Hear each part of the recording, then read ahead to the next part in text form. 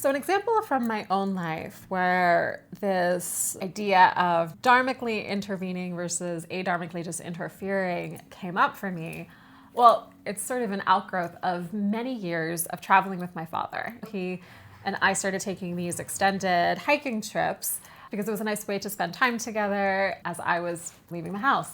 He has this habit, and I would say it actually comes out of like a sweet nervousness sometimes when he's in a new place or he's with a foreign guide, where he'll start comparing whatever he's seeing to other places. Oh, these mountains remind me of the mountains in Peru. And it's like, we're in Iceland. These mountains look nothing alike. Why are you saying this? And it would always irritate me because on some level, he just wasn't being present to the beauty around him. So about 7 or 8 years ago, we were traveling through the Hebrides. These are like some small islands to the west of Scotland.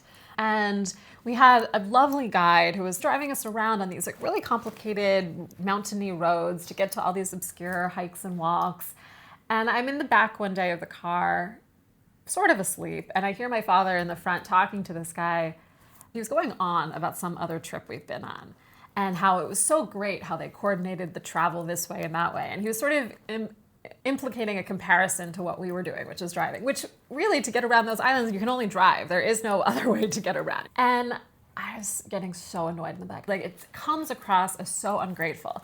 And yet I know my father was not trying to express that. He was just trying to make conversation with the guy. I really wanted to say something in the moment. And yet I knew that it wouldn't go anywhere. So I just continued to pretend to sleep. I later joined him for dinner. And I was able to say to him in that dinner, look, I know that you meant no disrespect. I know that when you were talking to this guy that you were just making conversation. But from his perspective, I think it could seem like, you don't enjoy what he's doing for us. You're not appreciating it. And I was like, and you raised us always to be grateful. You raised us always to be others oriented and to express appreciation.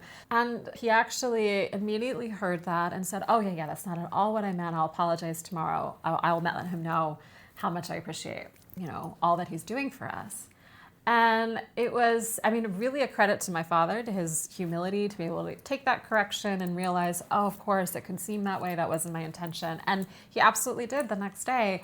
And that only came because I didn't say it in the moment, right? I waited until there was a more dharmic opportunity where he could actually receive that little bit of like clarification to actually have a more fulsome picture of what happened so that he could actually express himself in the most authentic and kind of true way. Because what he was saying before wasn't actually the heart of the matter.